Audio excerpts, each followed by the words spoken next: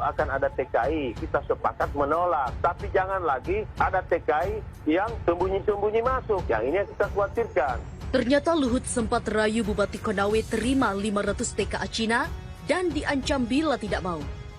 Kita harus berikan penalti. Kalau kau lakukan begini, kita panis begini. Aktivis Sultra mengatakan, kami siap perang terbuka jika TKA Cina tetap memaksa masuk.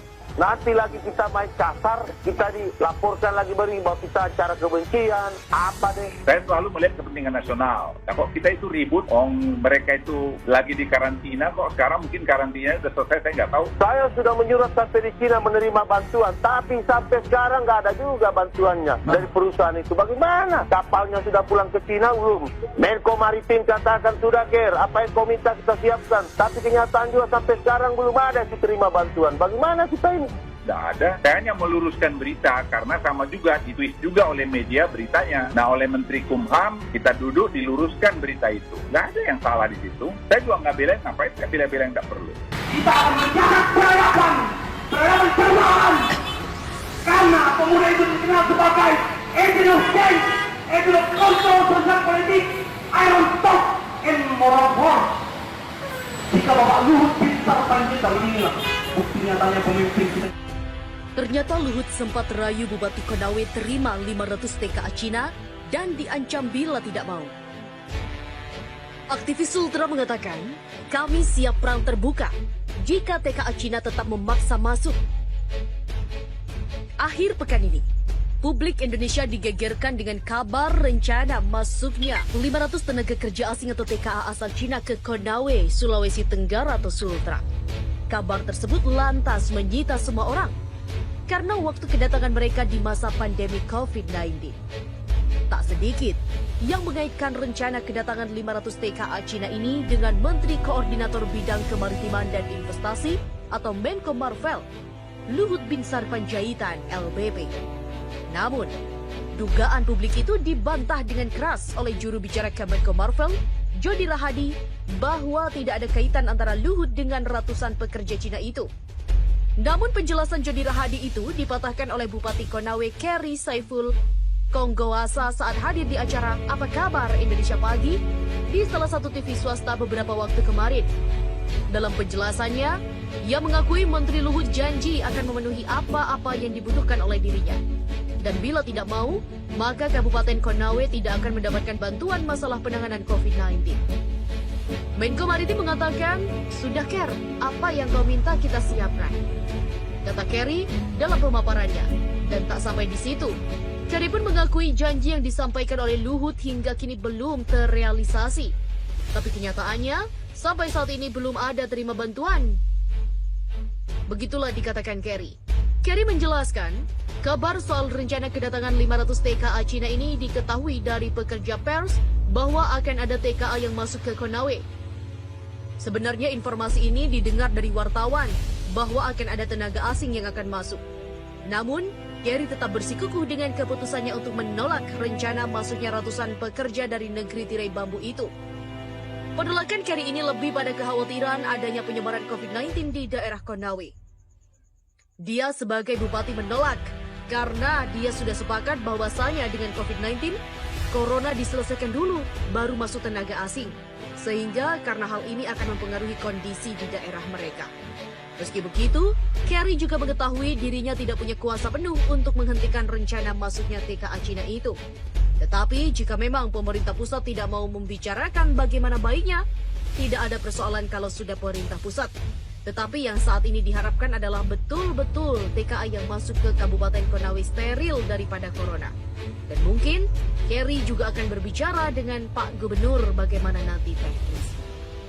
Polemik isu kedatangan 500 tenaga kerja asing atau TKA asal Cina kian bergulir. Terlepas dari sejumlah aleg DPRD Provinsi Sultra yang sepakat menolak. Kecaman penolakan santer di kalangan aktivis Ornop atau organisasi non-politik Sultra. Salah satunya datang dari mantan Ketua Posko Perjuangan Rakyat atau Pospera Kota Kendari, Bram Barakatino. Aktivis bagian lingkungan hidup itu mengungkapkan, terlepas dari jadi atau tidaknya TKA asal Cina dengan jumlah 500 orang itu berhasil masuk Sultra ataupun tidak, Niat datang saja sudah sangat melecehkan masyarakat Sulawesi Tenggara. Tidak usah masuk. Hanya niatan datang saja sudah sangat melecehkan. Dan kita tahu bersama, di tengah situasi bangsa kita sedang pilu-pilunya tenggelam dalam duka bencana pandemi COVID-19, pemerintah malah membuka ruang terkait kedatangan TKA Cina itu. Hal ini sangat keterlaluan. Begitulah kata pria yang akrab disapa Bram itu saat dijumpai di sela-sela kesibukannya pada Kamis 30 April. Terlebih, Ketua Asosiasi Kompleks Perdagangan Mantan Pasar Panjang Kendari itu, situasi yang mulai tidak baik-baik saja ketika pemerintah memaksakan karantina seluruh rakyat, membatasi ruang gerak dan aktivitas sosial. Diam-diam ada warga asing yang mau dimasukkan ke Indonesia. Di mana kondisi ini sulit menjelaskan sikap pemerintah yang super sibuk dengan COVID-19 dengan pembatasan aktivitas sosial sana-sini benar-benar karena sikap peduli kemanusiaan. Sebab kondisi saat ini jika dikaitkan dengan adanya masuknya TKA Cina 500 orang sangatlah kontras. Dan dia merasa khawatir kesibukan COVID-19 ini mulai ditumpangi kepentingan kotor yang bertujuan mengamankan gerak bisnis segelintir elit politik. Menindaklanjuti keterkaitan akan masuknya TKA asal Cina ini, Bram mempersiapkan gerak massa besar-besaran dan program kampanye publik dengan mosi tidak percaya terhadap PSBB dan social distancing. Dia memiliki pengalaman yang cukup berurusan dengan TKA Cina. 2016 lalu, dia hampir dipenjara buntut aksi massa yang sempat memblokade TKA Cina tujuan IMIP Morowali. Dan saat ini dia masih dengan kemarahan yang sama. Soal moral, dan hal ini soal harga diri. Bram juga menekankan Kakanwil Hukum dan HAM Sultra, khususnya Divisi Keimigrasian serta Imigrasi Kelas 1A Kota Kendari, enggan menganggap remeh persoalan ini. Sebab menurutnya, masyarakat sewaktu-waktu bisa saja jenuh dengan kesabaran dan berganti beringas akibat sikap tebang pilih seperti ini. Untuk diketahui, kabar akan masuknya TKA ini sudah beredar luas di masyarakat. Kecaman penolakan secara tegas digalakkan oleh berbagai elemen. Dan tak mau ketinggalan, pucuk pimpinan daerah yakni Gubernur Sultra Ali Mazi juga menegaskan menolak. Kemudian pada Rabu kemarin, DPRD melalui rapat paripurna memutuskan menolak masuknya TKA di bumi Anoa. Semua sudah sepakat menolak, tinggal bagaimana ketegasan dari pemerintah. Dalam hal ini, Kementerian Ketenagakerjaan Republik Indonesia merespon hal tersebut. Tolak 500 TKA Cina. Ketua DPRD Sultra bakal demo. Ketua Dewan Perwakilan Rakyat Daerah atau DPRD Provinsi Sulawesi Tenggara atau Sultra, Abdurrahman Saleh bakal memimpin demonstrasi menolak kedatangan 500 tenaga kerja asing atau TKA dari Cina. Hal itu akan dilakukannya jika pemerintah pusat benar-benar mendatangkan TKA Cina di tengah wabah corona. Dan jika hal ini tetap dipaksakan datang, intelijen akan mengawasi kapan datangnya. Dan pihaknya juga akan memimpin langsung demonstrasi, sehingga hal ini bisa menjadi sejarah yang bisa dikenang sampai 2024. Demikian dikatakan Abdurrahman mengutip Antara pada Kamis 30 April kemarin. Abdurrahman menegaskan bahwa saat ini Indonesia tengah dilanda wabah virus corona atau COVID-19, termasuk di wilayah Sulawesi Tenggara. Oleh karena itu, kata Abdurrahman, lebih baik tidak mendatangkan ratusan TKA Cina karena berpotensi membawa virus corona baru. Abdurrahman mengatakan, masyarakat juga akan cemas dan bisa menimbulkan gejolak sosial di Sulawesi Tenggara jika 500 TKA asal Cina benar-benar didatangkan. DPRD bukan anti asing. Pihaknya berkomitmen bahwa investasi dibutuhkan dan regulasinya harus dipatuhi. Namun hari ini dunia sedang pandemi COVID-19. Untuk itu, mewakili fraksi, maka pihaknya menolak. Dari satu sisi aturan regulasi benar, tapi dampak ke depannya dan dampak sosialnya.